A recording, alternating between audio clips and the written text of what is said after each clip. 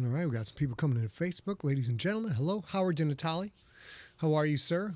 The master of monster viewing. One person on YouTube. Gonna just sit here for a couple minutes, real quick, real short. Danny's in the green room, as we say in the business. I have no idea if that's the business for live streaming or not, but that's what we're gonna say. He's in the green room. We're gonna get him on, gonna read you all the good stuff about him. Mike Nastasi, Dennis Footer, A.B. Sigler, Sheepdog 47. Oh, people are rolling in now, rolling in. All right. We are going to give it 30 more seconds so that the laggards, the lollygaggers, can get into the chat room, because you know how people are. Sometimes it's hard to get to a certain place at a certain time. All right. Hello, pals. Hello, everyone. Our interstitial up on the screen, our warm-up screen, that is the man right there, Rondo Hatton. He is a very physically striking man, and Danny's going to tell us all about him. We're going to learn a little bit about his career. We're going to learn about Danny's connection with Rondo Hatton and how that impacted his own work. It's going to be a gosh darn good time. You know what? I think we're ready to roll. Let's go to Maine. Hello, ladies and gentlemen. I screwed up my intro again. Here we go.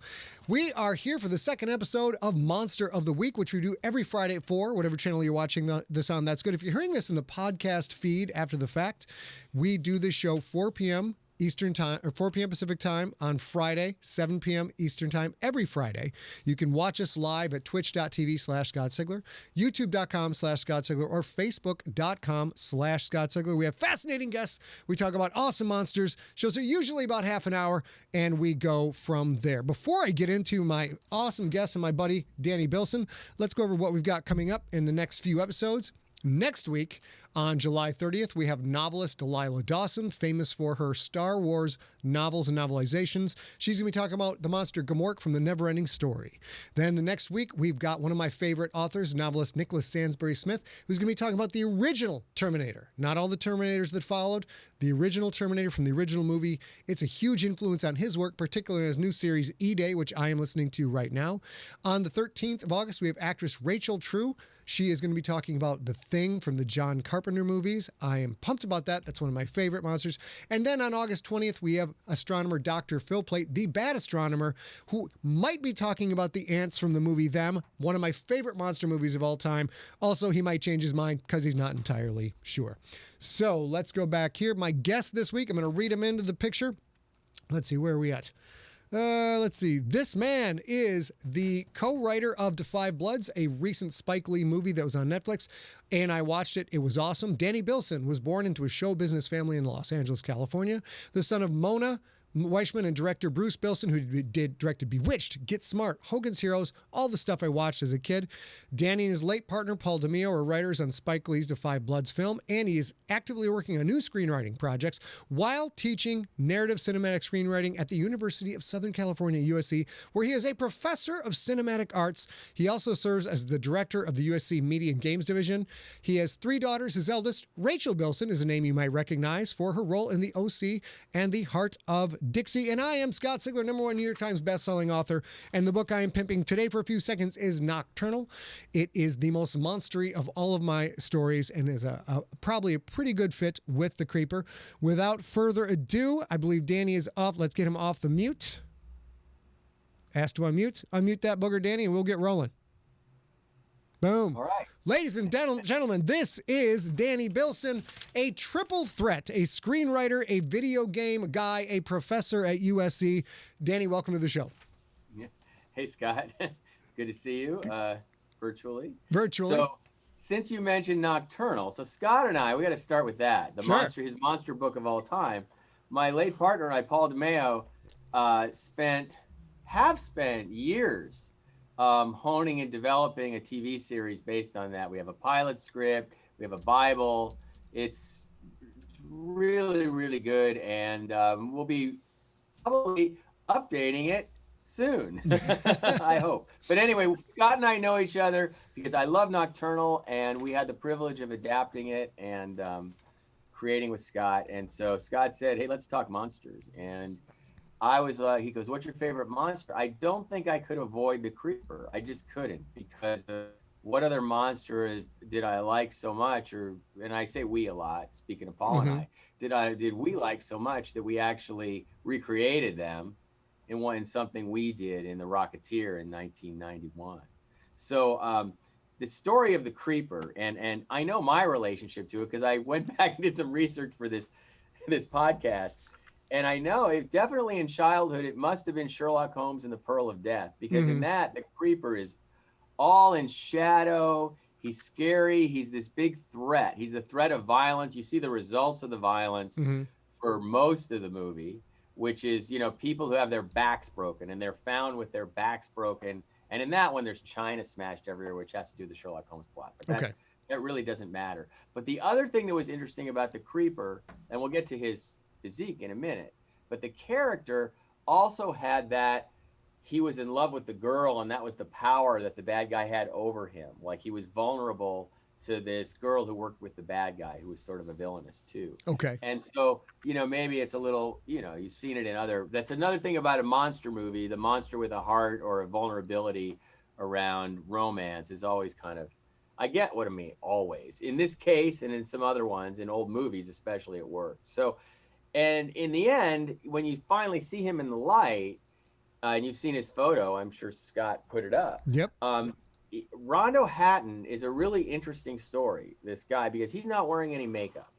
That is, he suffered from a disease called acromegalic or megalic. I might be pronouncing it wrong, but you can look it up.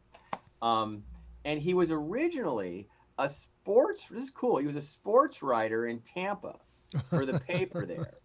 And Henry King, I think, a famous Hollywood director, they were making a film in Tampa, and he met him there and asked him if he'd be, and it gave him a bit part in the movie because of his unique look. And then he said, you should go to Hollywood. So he did. He went to Hollywood, and he was in, I don't know, maybe 10 movies, but he passed away really. He was only in Hollywood for 4 or 5 years, and he died in 1945 of a heart attack, which was an artifact of this disease that he had. Okay. But so I know from that film, and then he was in another Sherlock Holmes film, and then they made The Creeper, but they made another one. I don't have it in front of me. They called it something else. So in that 5 years in the 40s, he was, and he's considered a movie monster, so to speak. But it's an interesting, very interesting guy. But my take on it was, wow, is he scary? Yeah. Because when I was a kid, he had that hat and all that. So here's the really interesting part of this, and why it's even more important to me, is that when Paul and I had found the Rocketeer comic, and we're going to have our first meeting with Dave Stevens, who was the creator, and pitch him on giving us an option on the thing to develop as a movie, which, by the way, we had no money, but we were working at this B movie company called Empire, where we were making these little movies called Trancers and Zone Troopers and that stuff. When we were doing our version of what would we want it to be, it was like, oh, let's put the creeper in it. And he was like, yeah, that'd be great. So we did a little pitch, when Dave came into our office at Empire. We also had concept art from Zone Troopers, which was in post-production at that point. Okay. We just come back from Italy, where we made this little movie for $500,000. But what that movie was sort of a B movie, as if it were made in the 40s. I mean, because we were just old movie nuts. And so Dave Stevens came in, and we started talking to him, and we said, we want to put the creeper in it. Do you know who that is? Rondo Hatton. And he says, what? He said, you guys got to be kidding. He said, I've been planning a graphic novel on that guy's life story. Oh my gosh. Because he wanted to draw him. And I really think, and subsequent to that, he gave us a free option because he liked us. He gave you a free option because you wanted to get Rondo Hatton into it. Because we were of like minds. Because he knew, based on, that's honestly, amazing. Because we've all loved the Creeper. He knew, and all the other old movie reference and Zone Troopers and everything we were doing, he knew that, I mean, he had somebody else before had option right now, who was much more successful than we were at that time. A really nice guy named Steve Miner, who's a director. He did that movie House, if you remember it, back in the day. The haunted house. Yeah, that was a great. Yeah, a bunch of stuff. But he gave it to us, and I really believe it was based on Zone Troopers and that film we had, and all the art that was in my office that looked like it was, a 1940s movie. It was all Art Deco spaceships and stuff like that. Sweet. But the Creeper sealed the deal. Now, go ahead. No, go ahead, No, I Scott. just want to say I flashed this picture up early I flashed this picture up early by mistake, but now I have to explain it to everybody. First of all, the two people in this picture in the background are a younger Danny Bilson and a No, younger no, that's Paul. Paul. It's Paul and Dave Oh, that's Stevens. Paul and Dave Stevens. There's Paul on the right and Dave Stevens in the back left. And can you explain what people are looking at with the gentleman in the makeup chair? Yeah, you're looking at a gentleman named Tiny Ron, who I believe had been a wrestler, I think. And he was this really big guy. He might have been 7 feet tall. And he was cast, and Rick Baker, the famous Oh, yeah. makeup effects technician, Mm-hmm. and his team.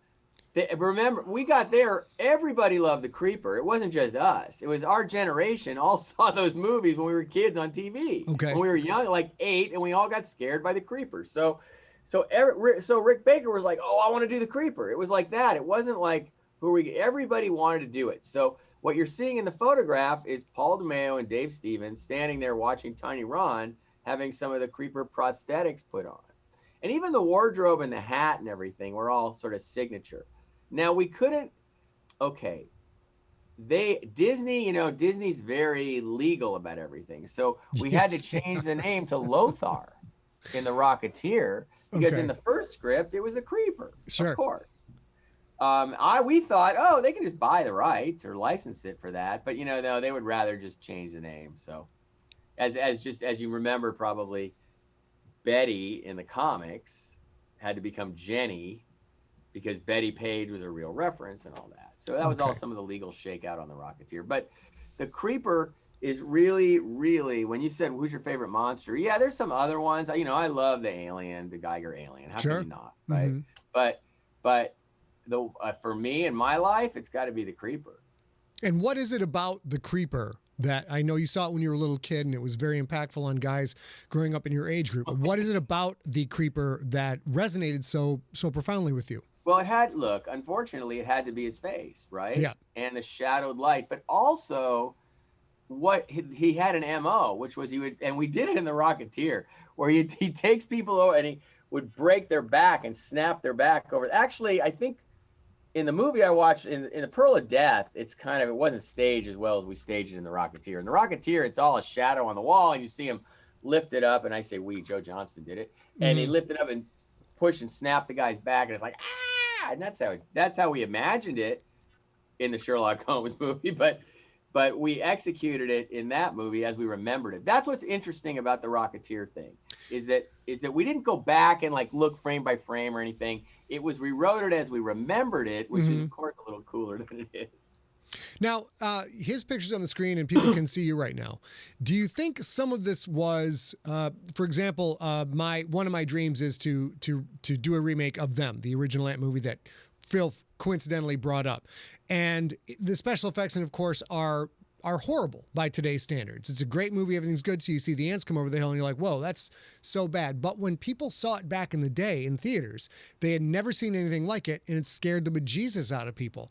Do you think part of the fascination with Rondo Hatton, bring his picture back up here, is that it looked so real and no makeup at the time could be done? There was no CGI. There was no prosthetics that could make a guy look that real. Like even going back to the Dick Tracy movie in the 80s, that just looks kind of weird. But he was a real guy with those real exaggerated features. Do you think it was the realism of him being the bad guy and looking like that was so appealing to you? I'm sure it is. I'm sure it was that. And it's also, I would bet that in his time, in the 40s, that the movie fan magazines would have interviewed him and written about him, and everybody would have known his story, because he's also in things like the Bob Hope movie, The Princess and the Pirate. I believe he's like a pirate or something. Okay. And like 2 lines, because that face was a big character face. But I think you're right, Scott. I think that there's a big,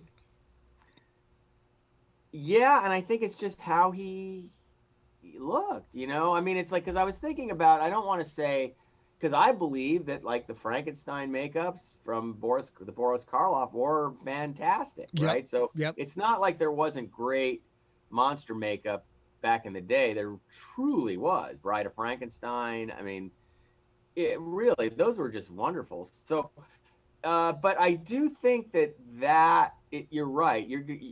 Especially then, you would know it has a different presence. And if you watch it, and I did watch it in projected on a big screen with a good picture. And, yeah, the texture of his skin, it's, what they do is he's in shadow. And when he comes out, they always did that with him, right? And he comes out and the shadow comes across his face and he's in a big close up with the light on it, which is probably, I don't know what you're showing. You're probably showing one of those stills that's like that. And yeah, I agree with you. All right, let's talk a little bit about, of course, real quick, everybody in the chat room. Let's talk about this. Danny and Paul were directly involved with The Flash, the original Flash, the TV show. Of course, we've talked about To Five Bloods and many other things. The list of credits is so impressive. The Sentinel, Viper, Human Target, Trancers, and of course, we've got the Rocketeer up here. Now, you guys wanted to do this kind of stuff pretty much your whole lives. And then you get the Rocketeer after doing movies, doing work, you get the Rocketeer, and then you get to not only do the Rocketeer, you get the Rocketeer because of your love of a particular monster, and then you get to bring that monster back to the screen in your own project. Can you tell the viewers can you remember what that felt like to be like, we really get to do this? We get to bring this guy back for an actual big budget movie? Okay, here's a really interesting thing, Scott. You mentioned The Flash. It all hit at the same time. Okay. So we didn't get to do the part. I mean, I was surprised when I recently found that photograph. Jade Stevens' sister sent that to me recently. I don't even remember that photograph because I don't think I was even there, because I think Paul went to Disney because I had to stay at Warner Brothers because we couldn't even leave. It was like, if you know that Flash show in 1990, it was really hard to make that. Like, and we were squeezing everything on the screen all day long. So we didn't get to do the sit in the director's chairs and eat the snacks and watch Tiny Ron do the creeper and watch them stage the scene in the hospital. He breaks the back and go, man, wow. So no, I was too busy. We were running around and it was fantastic, but we didn't get those moments. You know what I mean? If I look back on that year, I mean, they all both happened at the same time and they died like within 60 days of each other. Like the Flash got canceled and the Rocketeer didn't open at the box office and we didn't get to make a sequel. So all that happened at once. But that year when all that was going on was just, you know what it's like. You know, you just work. But it was awesome. And looking back on it, it was, just, what can I say? How often do you get to go back and rewatch The Rocketeer and some of the old work, particularly relating to the Rondo Hatton stuff and going back and seeing your own childhood influences in a movie that you put on the screen? Well, I don't look at my own stuff unless it's a special occasion. But what I do, to your point, is I go back and look at the movies that, I'll go back and revisit the ones I loved, or I still watch old movies from the 30s and 40s if I didn't know it. And I have the privilege, when I was doing really well in video games, I had enough money to build a movie theater in my basement. And I literally have a 15-seat theater with a projector and fantastic sound and all this stuff. I'm in it right now, it's just a green screen. And I mean, I could turn the camera around. You want me to turn the camera around? Sure, show everybody. This is kind of cool. Okay, I gotta turn this light off here. You have a green screen of your office? Yeah. Because I teach, right? But here's the theater, see? Everybody checking that out? That is the opposite of what everybody else in the world does on Zoom. They have their office and then they green screen. Like, you know what? I'd like a little movie theater. That'd be nice. Let me green screen that. This is the best thing I've ever seen on Zoom. Oh my gosh. Okay, we just had a memorable moment, didn't we? So that's pretty funny. Well, you brought it up. I teach, okay? And the reason, I have all kinds of backgrounds. Okay. But this is my office at USC. Right? I've been there, yeah. Yeah. And so I have a lot of student meetings, which I had before this, and I just like the vibe to be of my office, right? That's what it is. So otherwise, yeah, I could click over to spaceships or anything. I actually have the Bulldog Cafe from the Rocketeer. I could do all that. That's But that fabulous. was really funny what you said. Really funny. It's great. It's great. I got a question in the chat room from Paul Bernius. He says, is there a major moment in all that hectic time you were just discussing that stands alone as the most impactful in your career? Or was it just a big schmoz of all this stuff going on? Well, one moment, I can say of all of that for me personally, probably the highlight was directing the first episode of The Trickster on The Flash. Okay. Probably because that was the first time we were able to get the network to let us have one of the rogues on the show. Mm-hmm. Mark Hamill called up and said, "Can I play this thing? I love it." It was like literally like that. It was like, if you're ever doing The Trickster, I want to play it. And it was like, you know, of course I was a Star Wars fan. Sure. And Mark is a great actor, which everybody saw as soon as he put that crazy suit on and started doing this thing in that episode. So I think of that whole time, if I had to say one thing, it would be that directing that episode with Mark and John and everybody else. And the other thing is something that was kind of a miss, but it was really memorable. The South Seas Club in the Rocketeer was built in our Flash set. We owned the back lot for that year and we had it locked down. So we were able to say, yeah, they can come in here and do that. It's our movie. And the night they were shooting it on the Warner Brothers lot, the Flash was off the lot. So we never got the photo of the Rocketeer and the Flash standing next to each other. But that's a big memory for me. It's not because we didn't get that photo. So when you say what moments, that's the first one I thought of. And I thought, well, that's not a moment. Let's talk about the Trickster episode because that was really exciting. So the first moment that pops in your head is an anti-moment. Like, oh, yeah. I wish we'd have got that picture. But every fan, I'm a fan, right? Most of us who write this kind of stuff and do this stuff, we're fans ourselves. Right. It's like, I didn't get that picture. You know what I mean? It's like we're slightly off topic, but I was just having this conversation with my buddy Rob Otto just a couple of days ago. And we grew up, our first TV show, I think superhero show was probably the Spider-Man show. And we always used to grouse as kids, like, how come he never fights supervillains? Here's a bank robber. Here's, you know, a bear, stuff like that. And the Hulk was the same show. The Hulk didn't fight any supervillains. Never got to see that. You just talked about actually getting the Trickster come in as a rogue, and that was a challenge to make that happen. What was going on at the time in the studios where, like, we have this massively successful medium of comic books, and in comic books, superheroes fight supervillains. That wasn't happening on TV. What was that like to try and go up against that?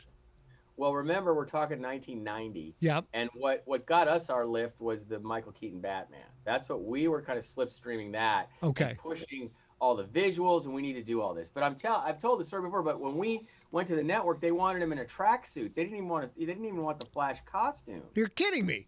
No, Holy that's what shit. we're dealing with. But also, I also want to say, Scott, that I think it's always been that way in TV until recently. Because Paul and I grew up on the George Reeves Superman show in the 50s that was rerunning in the 60s, right? And when we created the Flash, we were like, this is the irony. It was like, we are not going to do a show where he's fighting bank robbers and counterfeiters. We're not going to do that. And we get to the network, and it's like, you can't have supervillains. So what we did was we had Howard Chaykin on the staff, who's a famous, one of the legendary originals in comics. And we kind of ramped up from, if you look at the first episode, it's mostly like there's bank robbers. And then we got, there's a guy who's injecting himself with stuff and getting more hulky. Okay. And then it was like we pushed it. We had a guy who had Howard wrote, I directed it with a weird drug thing that was making everybody see stuff. And then we had the Ghost in the Machine with the time travel, and then we got to the Trickster. We kind of massaged it in over 13 episodes. That's to campaign that in. That's awesome. Now, of course, it's supervillains all day long, and everybody's having a great time. It's having a great time. What Mike Wers in the chat room asked, what is your favorite monster that you had no involvement in? So not anything involved in any of your movies. What's your favorite monster? Yeah, I guess it's the Geiger alien. Yeah. I guess it has to be, because when everything about it, when it comes out of his chest and the extended head and the tongue and I saw it in 79, and I wasn't like, oh my God. As a writer, I was a little bit, it's a Mouse in the House monster movie. But the aesthetics of it were just phenomenal. Yeah. I appreciate it on a much higher level. I'm usually crappy the first time I see something, then later I love it more. So that monster, and then of course it spawned all the other sort of mutation. I love Jim Cameron's Aliens when Okay. there's lots of them. Mm-hmm. So I guess it's that. It's that. Anything pseudo contemporary, it's got to be that. It's so elegantly drawn and executed, Mm-hmm. even when it's CG, when it's not CG. I just think it's great. Dan, let me ask you something as a creator. My wife is also watching the show. She's in the chat room. And she has to endure me watching every movie and just shitting all over it the first time I see it. So when you mentioned that the first time you saw The Alien, you're like, whatever.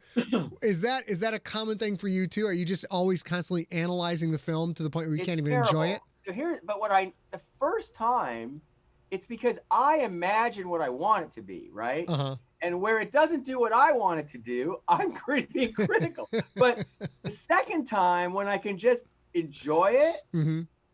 I'm a total fan. And I'll give you a real example is just within the last month, I decided, because when Loki came out, I was like, okay. I watched all the other stuff. I was like, I can't track this. I don't remember all the mythology that well. Okay. So I went back to Captain America, and I just started watching them all the way through, right? Yeah, And yeah. I didn't love them before. I love them now because it's not my first time watching it. Second time through, I'm a huge fan. It's just, they're not all on the same level, but none of them are bad, and they're all connected, and it's just awesome. Is it that you kind of let go of the granular, I would have done this, I would have done this, and because it's already in your head, you get to enjoy it? Always. It's my expectations are gone. I could name every movie, Star Wars, Jurassic Park, Indiana Jones, that one, because what was interesting about that is that the PR was all nonsense. Like they were telling you Spielberg and Lucas are making a movie together and they're shooting in Hawaii, right? And your brain would go, oh, and it's called Raiders of the Lost Ark. Awesome. We knew the name, Mm-hmm. right? So I made up my own Raiders of the Lost Ark with something completely different. So I had to adjust to, it's a 1930s serial. Oh, okay. Wow. And now it's great. I love all that stuff, but I'm just awful the first time. Go ahead. Sean Dyer in the chat room wants to know, what is the trashiest, most guilty pleasure monster movie that you enjoy? So perhaps the worst of the worst, but if it comes on and you're flipping channels, you toss the remote away and like, I know what I'm doing for the next 90 minutes. Well, it's got to be okay. This is a weird one. I think it's The Crawling Eye. Okay. Oh my gosh. Yeah. Because it's another one. It's like a 50s with all the 50s cheesy stuff. Is it The Crawling Eye, or is it The Brain That Wouldn't Die? Wait.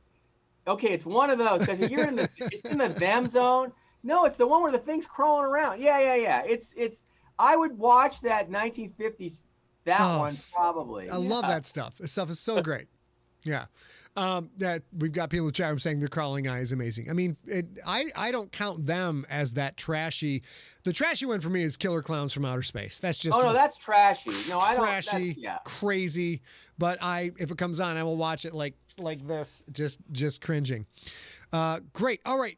Danny, what else can you share about yourself? Do you have any upcoming projects? Is there anything people could look at? There's one thing, it's in monster. I don't write monster stuff per se, but I just did. So Christian Canamesa, who wrote and was a lead designer on Red Dead Redemption, that big open world video game, and then he made a little movie called Air, and he and I have been noodling around with some stuff. We just wrote a movie about, basically it's kind of a World War II submarine meets 20,000 Leagues Under the Sea. Mm-hmm. So there is a monster outside a submarine that's under attack. The whole movie's in real time. It's like 90 minutes of real time. And they're under attack the whole time, but they're attacked from the Japanese above and the monster below. Sweet. And so that was my first, probably that's the most monster movie I've written. No, the most monster thing I ever wrote was the adaptation of Nocturnal. There's no two ways about that. Yep. That is Monster City. But doing this one thing, and it's really great. We really like it a lot. I think it's. That should be fun. Hopefully, we can follow the process as that goes. And of course, someday, hopefully, we will both get our ducks in a row and get back on pitching Nocturnal and get that out there. So everybody watching in the chat room, if you come here because you are a fan of mine, Danny Bilson is going to be the voice behind Nocturnal in the script. If you're a fan of Danny's and you've shown up, Danny's working on something of mine, a little book called Nocturnal. People in the chat room are very pleased with this interview. Danny, thank you so much for being on the show. Second guest in a row to knock it out of the park. I shouldn't say that, because if I don't say that about the third and the fourth guest, they'll be like, you what? will say it. That's fine. All I care about is that people in the chat thought it was cool. That's all I care about. They very much did. Great to talk to you again, my brother. And that's it. And we'll talk again soon, Scott. All right, buddy. Go back to Maine. Ladies and gentlemen, on the left, is it my left? Your left? My left? Anyways, on one side of the screen, you see Defy Bloods, Danny's most recent movie that was out on Netflix, directed by none other than the legendary Spike Lee. It is Chadwick Boseman's last film, I think, or close to his last film. It is fantastic. A and I got to watch it together, and it is gutting, it is gripping. Loved every minute of it, and I think you should absolutely check that out, because if you're a Netflix fan, you're a Netflix subscriber, you can go get it for free. And of course, there is Nocturnal. That is the book that Danny has been working on for many years to bring to the small screen, and his partner, the deceased Paul DeMeo, was a huge part of that.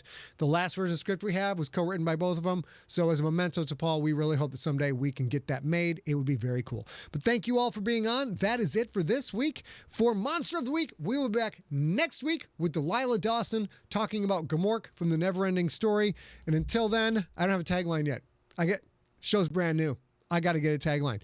But I will say, good night and God bless.